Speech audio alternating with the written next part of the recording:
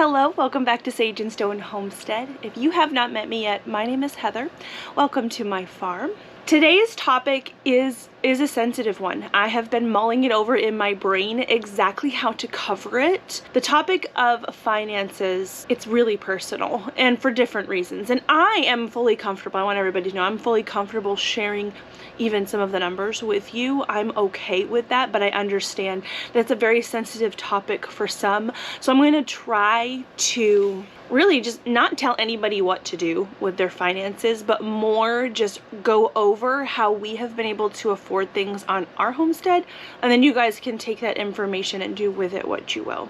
The idea for this video and addressing this topic, which I think is really important in the homesteading world, came from the video where we talked about the pork that we got back from the butcher from having our pigs butchered, and I did run through a lot of numbers in that video. We talked about how we did pay way too much ultimately for the pork that we have in the freezer.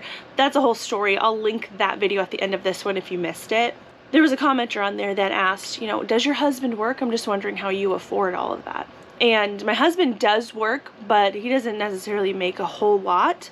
And that's really what I want to get across to you guys, is homesteading is supposed to be about, in my opinion, more like resourcefulness. You don't need tons of money to throw around for all of these gadgets and things. It's not necessary in order to homestead successfully. So I don't want to come across like you need all of these things in order to do the things that give us a lot of joy here on our farm. We do have quite a few gadgets and things. We have our greenhouse. I've got my caprolite milker, and we'll talk about all of that and how all of that was acquired, but just know that really none of it is necessary. There may be things that you want. There may be things that can make your life easier.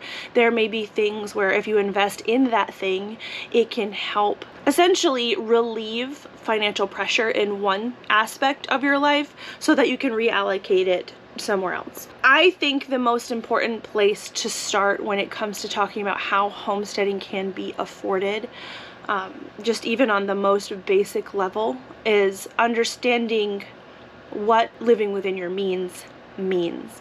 So once upon a time, Levi and I lived on a really, really tight budget.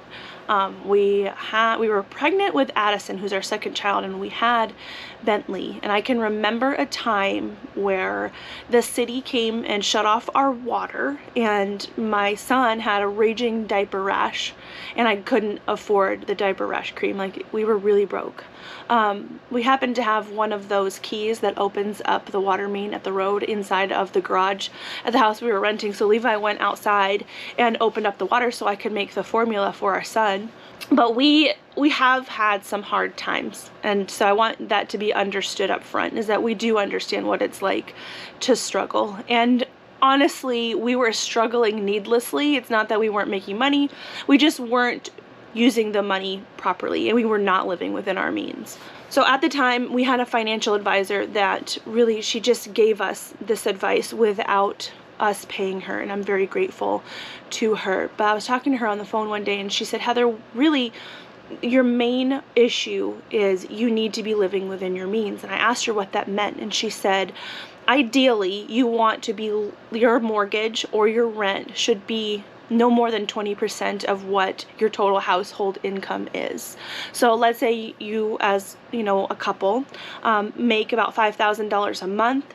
Really, your mortgage or rent should stay underneath $1,000. And we were not making that much, but our rent was $1,000. So really, just at the baseline, we were living outside of our means. And so other things that were needed were a lot harder to afford, just because that baseline was already too high. Right around that same time, Levi entered the military because it felt like the only thing that could bring in more money in order for us to live more comfortably. So Levi went into the military, and we lived in government housing after that. It was just military housing on military bases, and so the military paid for that. We didn't really have to think about housing. But when it came to moving here, we knew that we were going to be getting out of the military, or he was going to be getting out of the military, and so we had that in our mind when buying our house. The advice that we got from the financial advisor is we needed to live within our means. And we had, the means of the military, versus what we could expect when he got out of the military. And we kept this in mind because the whole goal was to get out of the military. If we used the means of the military income, then we would have kind of been stuck there, in my opinion, and we didn't want that. So we cut that number in half and worked with this number. We actually qualified for 2.5 times the loan that we have on this farm. And it can be very tempting to get a pre-qualification from a bank for a property and want to spend it all and then some. They actually told me, you know, here's what you're pre-qualified for, but if you find something you really like, we should be able to negotiate a higher amount. And my walls went up automatically because I already thought, no, I do not want to spend that much money and be locked in to something like that. We are going to do half that.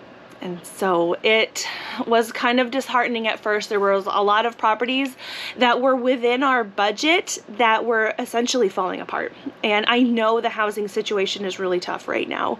So it almost feels silly to put this part in here because it's hard to find anything for a reasonable price at this point. And so I don't have any advice really for the current market. But because we're talking about how we've been able to afford things, I'm just going to continue with our story. And we were able to find this property that was actually under the budget that we set for ourselves. And I can remember our realtor that was helping us shop. He's like, "Are you sure?" And I was like, "Yeah, that's what I want. That's what I want." Being able to purchase well under what we were qualified for and well under our 20% of means meant that we would have so much left in our budget to where if we needed to take out a loan for like something like a tractor or a new vehicle or something, we could, and it would not completely constrain us in our budget to do things that we really want to do here. I didn't want to just buy a farm and buy land and only put money towards the mortgage and be able to do nothing on it. That wasn't the point. The whole point was to live here, not just to exist here, but to live here. And so we had that from the get-go. And so that is where we started out. We started out well below our means. So that was 2019 when we purchased this farm, and my husband got out of the military in 2021. So he was making a lot more. As I mentioned, we had our brain set on the means being down here, but the means were actually up here. We just knew that this level of income was going to be drastically cut later on, and it was in 2021 is when he was medically discharged from the military and he was given a little bit of disability. So we do have a little bit of that to work with that does add on to the means that we have here. Right now my husband works off of the farm. He works with his brother remodeling homes, and he does make the minimum that is required for us to sustain what we have here, and that is $2,500 a month. That is what we need to bring in order to pay for everything that we have. That is scrounging. That is very tight budget. That's not going out to eat. That's not buying excess things at the grocery store when we go. That might involve getting rid of some goats just to decrease the feed bill, but we don't have to think about that, thankfully. But we could live on $2,500 a month here. In 2019, there wasn't as much on the farm as there is now. Now there was quite a lot. It's one of the reasons I wanted to buy this farm. It had the house, it had the barn, it had the chicken coop and a couple of the sheds that had power routed to them, and it had most of the raised bed garden that you see out there with the water line that's attached out there. There was a lot here already to do a lot with without having to add anything extra. But we did have our own dreams for this place, and as it happened, we moved here in 2019. It was in December that we officially moved all of our household goods here. And gosh, it was March, I think, right? When COVID happened, when lockdowns were happening and the world completely changed.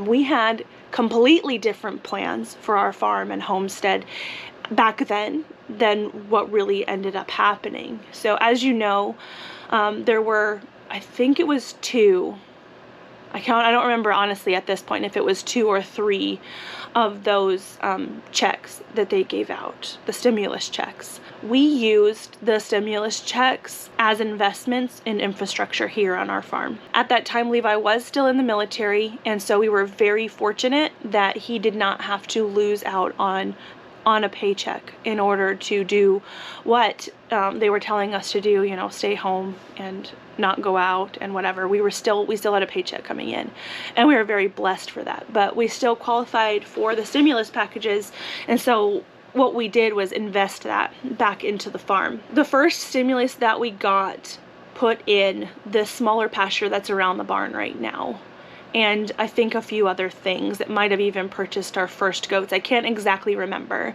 The second stimulus package purchased the greenhouse. That greenhouse and everything extra that went along with it, like some of the weed fabric and things, and the shade cloth.